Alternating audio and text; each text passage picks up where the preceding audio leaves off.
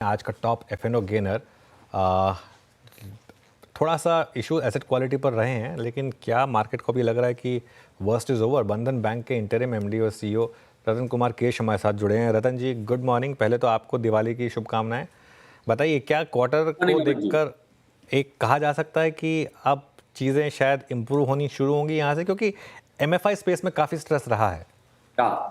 So Anuj ji, good morning.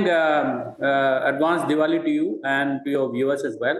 See, I will not say that improvement significant है, but truth is that microfinance industry में जो over leveraging हो रहा था पिछले 3 साल से, जो इंडस्ट्री ग्रो कर रहे थे, हालांकि हम as Bandhan Bank we been growing moderately, but industry was growing significantly in excess of 30% और there about.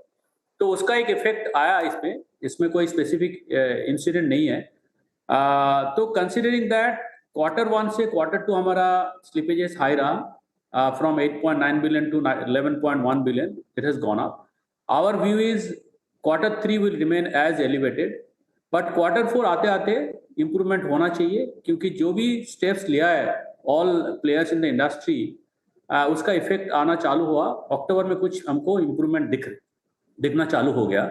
So considering that our belief is Q4 थोड़ा बेटर रहेगा Q3 से, ऐसा हमारा मानना है।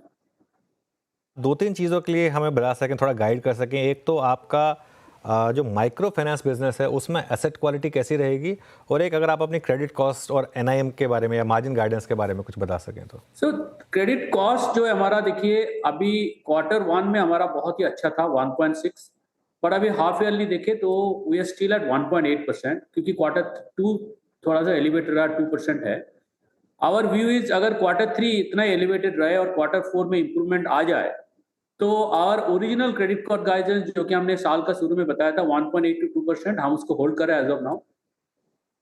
अगर मार्केट और ओवरऑल इंडस्ट्री सिचुएशन बहुत इंप्रूवमेंट नहीं होता है, तो we will come back and give you more guidance, but as of now हमारा जो क्रेडिट कॉस्ट गाइडेंस 1.8 to 2% के बीच में रहेगा, depending on how the industry moves.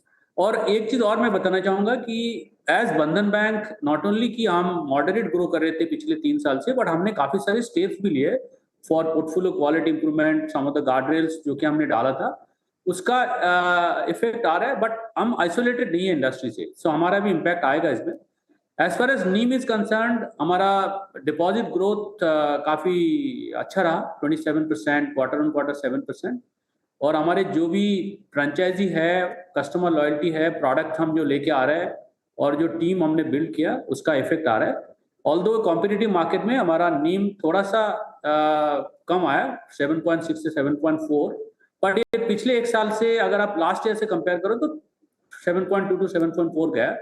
हमारा बिलीफ है कि depending on how overall industry situation looks like, how the deposit market, 7 to 7.5 range में हम रहेंगे।